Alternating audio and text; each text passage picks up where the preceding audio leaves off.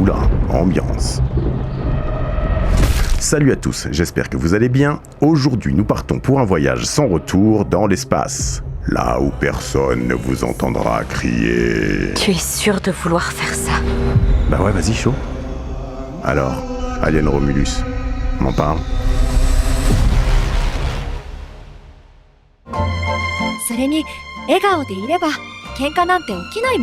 Dis donc, l'ours, on se met bien, hein, ça va les vacances, à l'aise?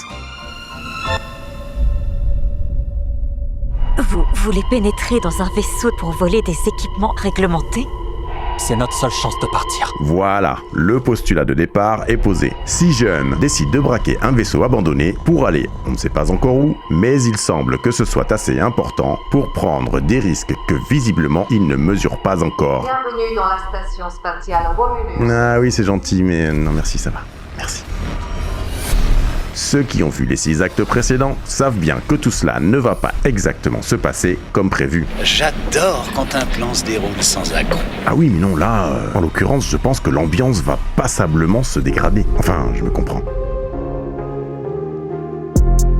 Bref, on retrouve assez rapidement les codes de la franchise, ceux-là même qui avaient manqué à Prometheus et Covenant, à savoir des couloirs sombres, des clairs-obscurs et une tension claustro qu'on ne souhaiterait pas à son pire ennemi. Au vu des premières images et du sound design intelligemment égrené au fil des trailers, on sent clairement ce retour aux sources que revendique ostensiblement Fede Alvarez, le réalisateur de cet alien Romulus. Courez. J'aime pas cet endroit, ça fout la chair de poule. Et c'est que le début, amigo. Qu'est-ce que c'est? J'en sais rien. Bah ouais. Comme je vous le disais précédemment, le réal de ce 7e opus n'est autre que Fede Alvarez, notamment connu pour avoir commis Don't Breathe,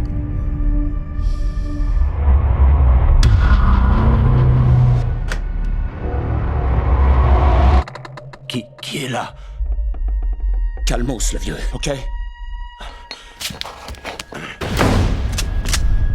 Reste où t'es. Nous chauffe pas.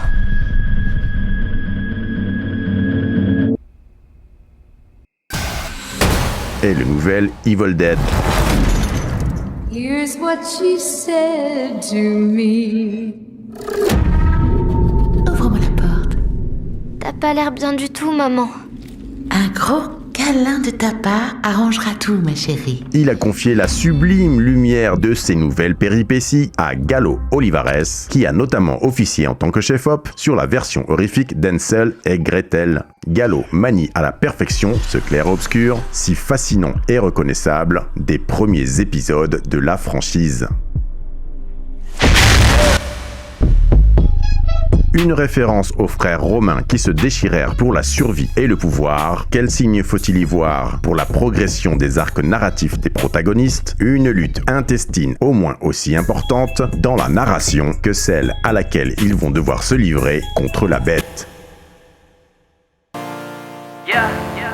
Cette nouvelle proposition paraît revenir aux fondamentaux narratifs d'un bon vieil alien à l'ancienne, à savoir un survival horror transposé au fin fond de l'espace.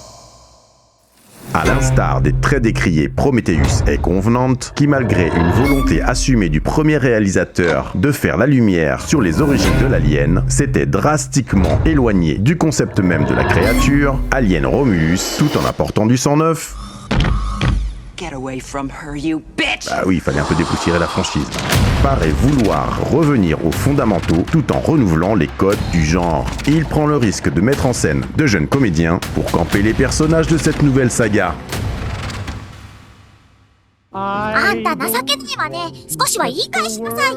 Ben moi aussi, figure-toi, ça me fout les jetons.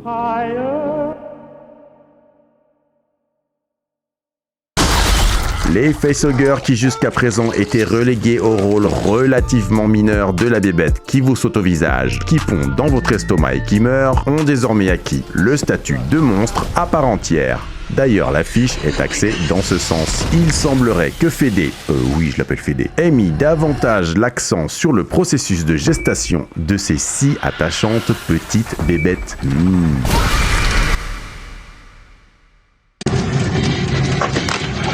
The option to override automatic detonation expires in T-minus 3 minutes. Sans vouloir trop en dire, les événements se déroulent entre 2122 et 2179, soit exactement entre les deux premiers aliens.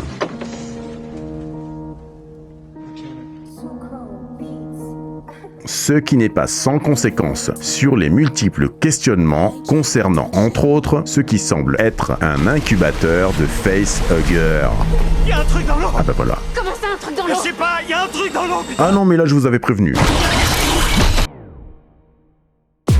Ce nouvel opus respecte l'héritage des premiers aliens, tout en apportant un vent de fraîcheur et devrait sans doute ravir les aficionados de la première heure, ainsi que les nouveaux arrivants dans l'univers sombre et torturé inspiré de la créature xénomorphe et non moins monstrueuse de H.R. Giger dans les années 70. Nounours, qu'est-ce que t'en dis?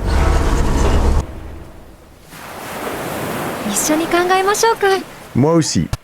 Et ce sera le 14 août. En attendant, si ça vous a plu, likez, commentez, partagez, abonnez-vous si ce n'est pas encore fait, mettez la petite cloche pour ne pas en rater une miette, kiffez bien vos vacances. Venez. Quant à moi, je vous dis à la prochaine, et surtout, faites des films. Allez, ciao.